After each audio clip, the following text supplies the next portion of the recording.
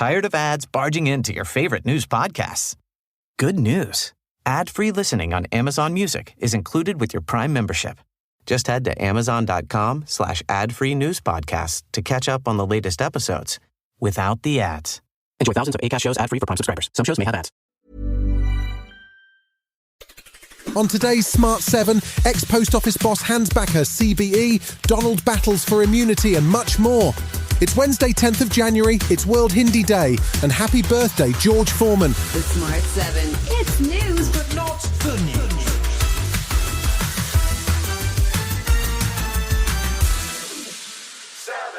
The Post Office IT scandal just keeps on delivering drama. The original incident saw more than 700 sub-postmasters wrongfully prosecuted because of an IT issue between 1999 and 2015. An inquiry has been going on since 2021, but an ITV drama over Christmas has driven public interest. And in Parliament on Tuesday, former Minister and MP for Stratford-on-Avon Nadim Zahawi wanted to know why the government has been so slow to act on the 800 convictions still outstanding. He proposed that a simple bill would allow the convictions to be overturned all at once, something that Justice Secretary Alex Chalk seemed to be in favour of. I'm very grateful to the right honourable gentleman who, with his customary precision, puts his finger on this appalling injustice. The suggestion he made is receiving active consideration. I expect to be able to make further announcements shortly. And after a public outcry, the Post Office boss between 2012 and 2019, Paula Venables has agreed to hand back her CBE. It came as over 1 million people signed a petition calling for it to be withdrawn, and the man at the centre of the ITV drama, former sub-postmaster Alan Bates, says there are more questions to be answered. Who gave it her in the first place? Because this scandal was known about, and the problems with Horizon were known about for many years.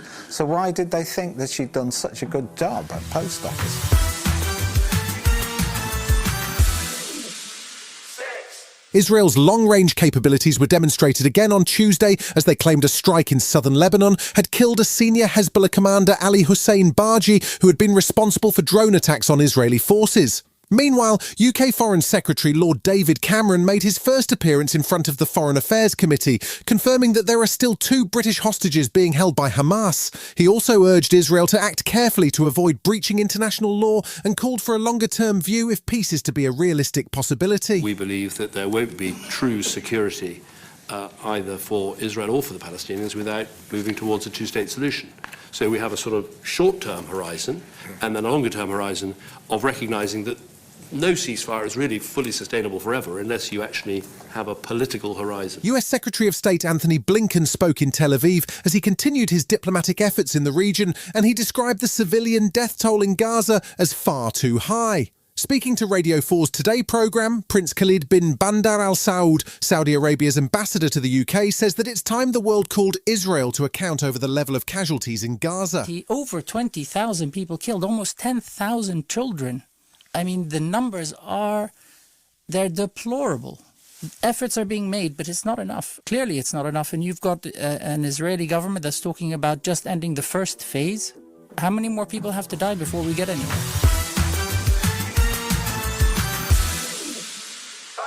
It seems we're really in full election mode, even though it's only 10 days into 2024. The Sun published a piece on Tuesday accusing Labour leader Sir Keir Starmer of defending baby killers, referring to his pro bono work as a barrister in overturning the death penalty in Caribbean countries. Labour, meanwhile, have been quietly rolling out new policies designed to make them seem like a safe and sensible option for discontented Tory voters. As part of that strategy, Shadow Education Secretary Bridget Phillipson announced a new plan aimed at tackling school absences, which includes better mental health support in schools and free breakfast clubs at primary level. We've got to work together on this, and that means parents have responsibilities alongside schools and alongside government.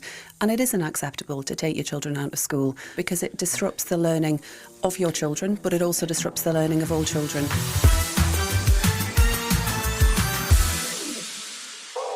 One thing we can be sure of in 2024 is that Donald Trump will never be far from the headlines. He's tied up in multiple court cases while also battling to win the Republican nomination and ultimately aiming to be president for a second term. Tuesday saw a case heard in Washington, D.C. in front of a 3-judge appeal court panel to review Trump's claim for presidential immunity in the January 6th case. He says a president has immunity for any act he carries out while in office, while also maintaining he did nothing wrong.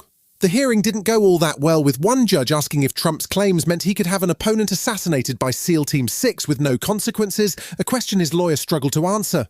Trump himself was busy pointing fingers after the hearing. I think it's very unfair when a political opponent is prosecuted by the Biden's DOJ.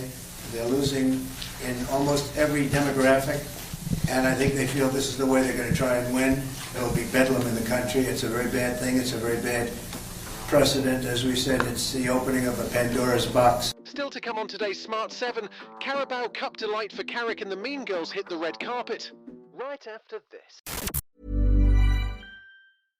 Tired of ads crashing your comedy podcast party? Good news. Ad-free listening on Amazon Music is included with your Prime membership. Just head to amazon.com/ad-free comedy to catch up on the latest episodes without the ads. Enjoy thousands of Acast shows ad-free for Prime subscribers. Some shows may have ads. Welcome back.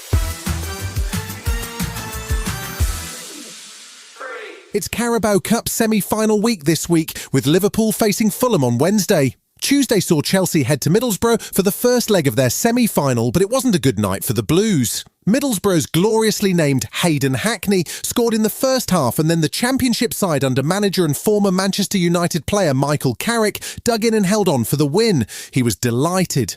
To beat a team of the quality of Chelsea in any circumstances for us is unbelievable. But to do it tonight, I thought the lads were just exceptional, outstanding effort, spirit was just off the scale, and I was just so proud of them. It was an incredible night.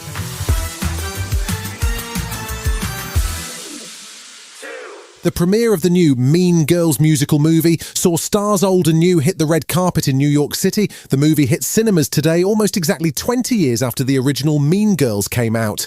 Big names at the premiere included writer and star Tina Fey, Renee Rapp, Megan Thee Stallion and Angourie Rice. Not only that, but the original star Lindsay Lohan also turned up, and she says it's been a while since she did any red carpet appearances. I feel really grateful. I mean, it's not very often that you have all these movies that do that, and Mean Girls really opened the doors for a lot of things going on in schools, and I think, it's also a really fun movie, so it's really a blessing.